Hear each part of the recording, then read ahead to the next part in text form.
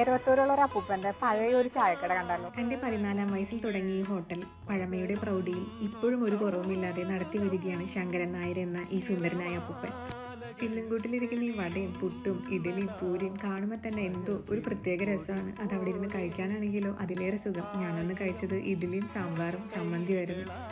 അപ്പൂപ്പനായിട്ട് തുടങ്ങിയതാണ് ഈ കട. എത്ര വർഷമായി?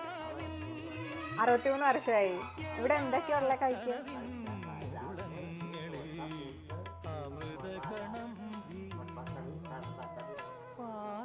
അപ്പൂപ്പനെ ഹെൽപ്പ് ചെയ്യാൻ വേറെ ആരും ഉള്ള ഇവിടെ? ആണോ?